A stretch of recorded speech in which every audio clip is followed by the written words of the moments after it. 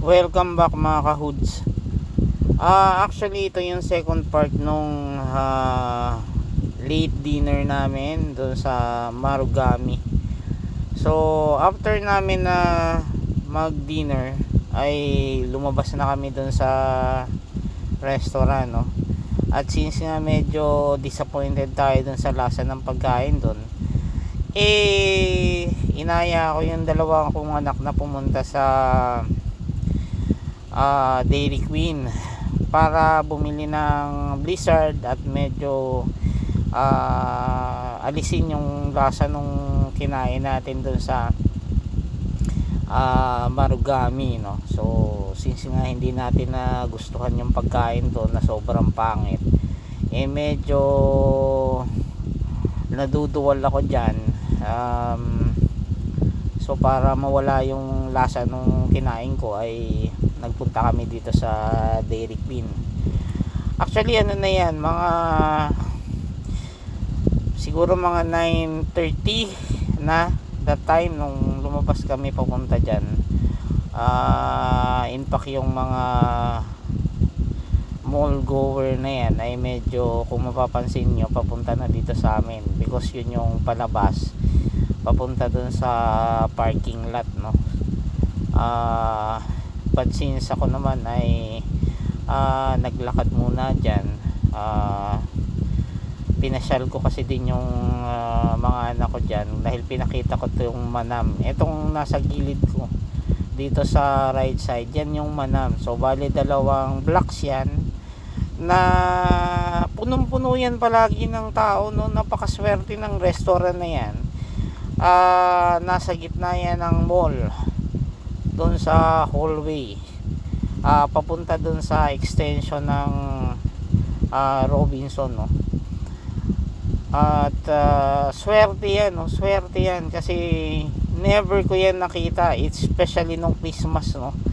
Never ko yan na nakita na bakante yung mga upuan nila dyan. Palagi yan punong-puno.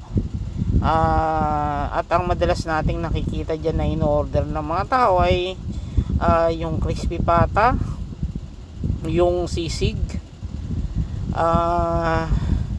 at saka yung kare-kare nila. Yun yung madalas na in-order dyan sa Manam na yan. At hindi siya hindi siya typical na yung normally kasi pag nakita natin parang hindi exclusive, parang mumurahin. Anyway, ito nga pala, gusto ko lang ipakita sa inyo. Napaka-cute ng aso na to, no? Napaka-cute ng aso na yan. Puting-puti, ay doon na lang ko nung lahi nitong aso na to. Pinagkaguluhan kasi yan, no? Pinagkaguluhan yan nung nakita ko. Ang dami-daming tao dyan na tumitingin, kinakausap yung owner niyan kasi sobrang taba niyan, sobrang taba. At sobrang puting-puti, no? Hindi pwedeng hindi mo siya mapansin habang naglalakad, no? Ang ganda talaga niya. Parang imported yata daw yun sa Thailand, sabi nung may-ari, no? Meron kasi mga breed ng aso na magaganda, no? Magaganda yung breed na nakukuha sa Thailand, especially yung Siberian, no? Woolly ang tawag nila doon, Siberian Woolly. Yung medyo mukhang Siberian na makapal ang balahibo. So yun yung Siberian Woolly. At normally yung Thailand talaga ay kilala sa pagbibreed ng ganun kagagandang aso, no? Anyway, nagawi ako dito sa area na to dahil hahabol sana ako doon sa, meron kasi dyan yung machine, no, na pang massage, no? Hahabol sana ako doon kasi parang 9:30 pa lang naman at feeling ko aabot naman ako. It so happen lang sarado na. So bumalik ako dyan para tingnan uli yung mga anak ko kung nakabili na ng Blizzard, no? Pero napansin ko wala. So akala ko sinundan ako dun sa may massage na machine. Kaso yung massage machine na yun ay nag-cut off na sila, so hindi na ako nakapagpamassage doon kasi nga magsasara na daw yung mall. So nag-cut off na sila at pinapatapos na lang yung mga nandun. So since nga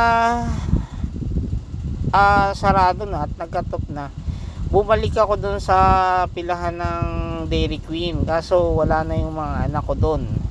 So natapos na, tapos hindi naman nagchat-chat kung nasaan na sila. Kaya bumalik ako doon sa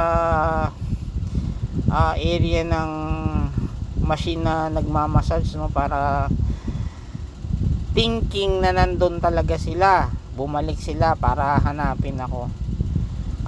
Kaya lang nung habang naglalakad ako dyan, hindi ko naman sila napansin sa daan. Although kung mapapansin nyo, marami pang tao ngayon dyan. Yung lahat halos, swerte yung mga ng mga coffee shop, restaurant na nandito sa gilid na to, kasi kung mapapansin nyo, mga 9:30 na yan ng gabi, and yet yung area na yan ay punong-puno pa rin ng tao, no? Maraming tao pa rin dyan. Swerte talaga yung pagkakabukas. Before kasi yung Robinson Place, Antipolo, hindi masyadong marami ang tao dyan, no? Kaya nga yan yung kadalasang pinupuntahan kong mall, kasi normally maraming parking lot dyan. But nung nagka-extension na, at yung extension nila kasi dyan mukhang Trinoma, so feeling ko ginaya nila yung Trinoma or yung Greenbelt.